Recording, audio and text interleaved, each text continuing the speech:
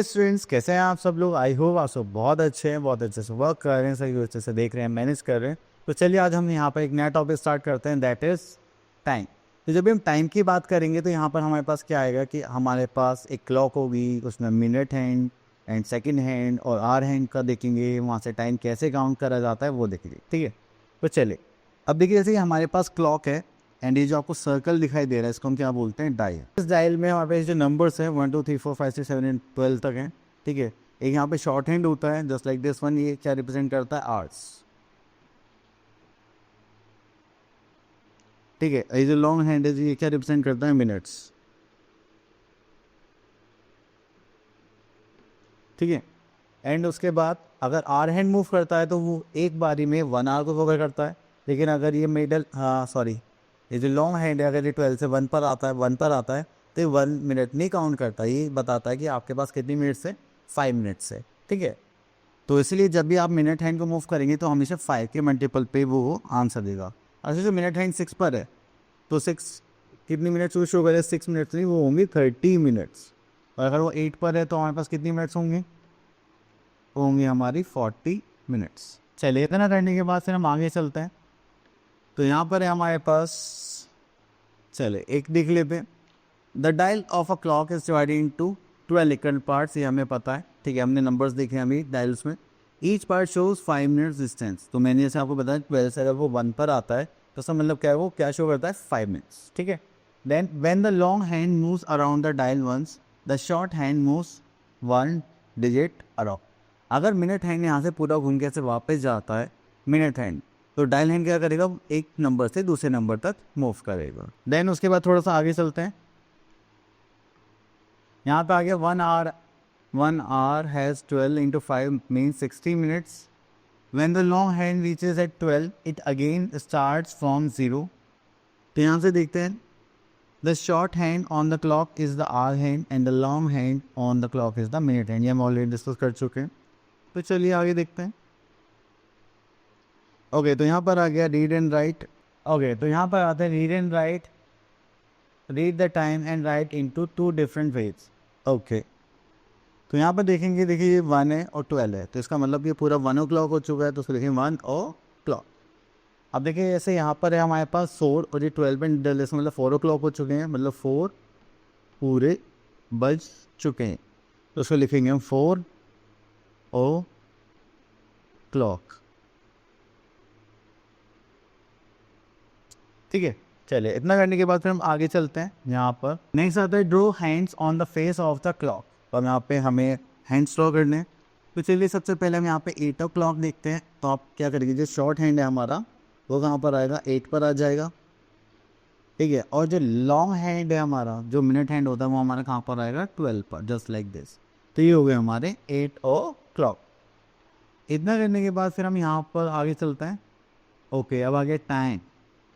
तो यहाँ पे टाइम्स गिवन है हमें, और हम यहाँ पे क्या करने वाले हैं, चलिए मैच द फॉलोइंग। ओके, तो देखिए जैसे यहाँ पर हमें यहाँ पे टाइमिंग को मैच करना है। तो अगर हम यहाँ पर देखें तो 5 o'clock कहीं पर दिखाई दे रहा है आपको, नहीं 6 o'clock दिखाई दे रहा है। चलिए, तो मुझे यहाँ से 6 o'clock दिखाई दिया दिस में, क्योंकि जो शॉर्ट हैंड है वो कहाँ पर है, 6 पर है, लॉन्ग हैंड हमारा कहाँ पर है, 12 पर है, तो ये हो गया 6 o'clock। चलिए उसके बाद आगे चलते हैं। तो यहाँ पे बोला गया डेज। चलिए, तो अब डेज पर आ जाते हैं। देखिए वीक में हमारे पास होते हैं 7 डेज, एंड जो हमारा सबसे फेवरेट डे होता है दैट इज़ संडे, क्योंकि उस दिन हमारी क्या होती है, हॉलीडे। हॉलीडे बहुत अच्छा होता है, आने से पहले ही ख़त्म हो जाता है, पता ही नहीं चलता। तो चलिए यहाँ पर आता है डेज ऑफ द वीक। तो यहाँ पे डेज ऑफ द वीक में देखिए हम, हमारे पास जो डेज स्टार्ट होते हैं होते हैं Sunday, Monday, Tuesday, Wednesday, Thursday, Friday, Saturday. ठीक है, इतना करने के बाद ये हमारे डेज हुए, इसी सीक्वेंस में होते हैं first day Sunday and last day is Saturday. तो चलिए एवरी वीक है 7 डेज, तो हमारे पास 7 डेज हो गए। The first come Sunday, then Monday, then उसके बाद लास्ट होता है हमारे पास सैटरडे। ये अभी हमने यहाँ पर देखा है। चलिए उसके बाद आगे चलते हैं। नेक्स्ट भी आ रहा है भाई, fill in the blanks. Fill in the blanks में यहाँ पर लिखिए होता है येस्टरडे, टुडे एंड टुमारो। मतलब आज जो दिन है उससे नेक्स्ट की बात करेंगे तो टुमारो आ जाएगा, और प्रीवियस डे की बात करेंगे तो हो जाएगा हमारा येस्टरडे। ठीक है, तो अगर मैं यहाँ पर बोलूँ कि संडे से पहले क्या आता है, तो आप क्या बोलोगे, सर इट्स सैटरडे।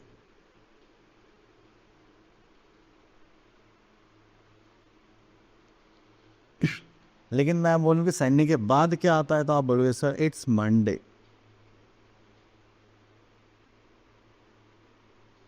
ठीक है, तो इस टाइप से हम यहाँ पे इसको फिल करेंगे। चलिए इतना करने के बाद फिर हम आगे चलते हैं। तो आता है मंथ्स एंड ईयर्स। चलिए अब जैसे मंथ्स ईयर्स की बात चल ही रही है तो हम यहाँ पर हम आ जाते हैं अपने न्यू टॉपिक पर। चलिए मंथ्स एंड ईयर्स की बात चल रही है तो यहाँ पर हमारे पास है अरे तो मंथ्स एंड ईयर्स की बात चल रही है तो यहाँ पर हमारे पास 1 ईयर मतलब एक साल में कितने मंथ्स होते हैं हमारे पास 12 मंथ्स। ठीक है, अगर आप इनको देखेंगे तो फर्स्ट जो मंथ होता है that is January, then February, March, April, May, June, then we are having July, August, September, October, November, December. देखिए अब यहाँ पर हम देखते हैं कि ये तो हो गए number of months 12। The first month is are January and the last month is are December. तो अगर हमें यहाँ पे नंबर ऑफ डेज़ की बात करी जाए तो नंबर ऑफ डेज़ में हम क्या करते हैं, देखिए हमारे जैसे नकल्स है तो ये जो ऊपर अपर पार्ट है इसमें 31 डेज़ कैरी करते हैं और जो नीचे वाला पार्ट है इसमें हमारे कैरी करते हैं 29 और 28 days of February and other months के लिए 30 डेज। ठीक है, अब देखिए जनवरी ऊपर आ रहा है तो यहाँ पर हमारे पास कितने हो गए 31 डेज़। फेब्रवरी में 28 और 29 डेज़ होते हैं लीप ईयर के अकॉर्डिंग। ठीक है, देन उसके बाद जनवरी फरवरी मार्च, तो मार्च ऊपर आ गया तो यहाँ पे कितने हो गए 31 डेज़। मार्च के बाद आता है अप्रैल, नीचे आ गया तो ये हो गया 30 डेज़। अप्रैल के बाद आ गया मई ऊपर आ जाएगा 31। देन हमारे पास आ जाएगा जून 30 डेज़। ठीक है, जून हो गया 30 डेज़। देन यहाँ पर आ गया जुलाई 31 डेज़ एंड देन आप क्या देखोगे अगस्त, फिर से again 31 days. Then we are having September, तो यहाँ पर हो जाएगा हमारा 30 डेज़। तो सो ओनली ऐसे वर्क करता है। ठीक है, तो चलिए हम इसके ऊपर चलते हैं। तो जैसे मैंने आप लोगों को बताया था ये सेम सीक्वेंस यहाँ पर है, आप इनको लर्न भी कर सकते हैं। अब उसके बाद एक पॉइंट आता है, मैंने अभी वर्ड यूज़ करता लीप ईयर। अगर कोई भी ईयर हमारा 4 से डिवाइड होता है कम्प्लीटली, मतलब हर 4 साल बाद एक थोड़ा सा हमारा एक दिन एक्स्ट्रा हो जाता है तो उसको हम बोलते हैं लीप ईयर। तो यहाँ पर आता है हमारे पास there are 29 days in February every 4th year. अब उसको हम क्या बोलते हैं लीप ईयर।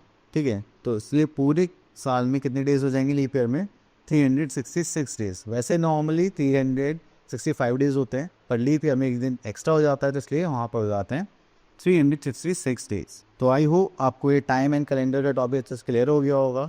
अब मिलते हैं नेक्स्ट वीडियो में, तब तक के लिए ऑल द बेस्ट।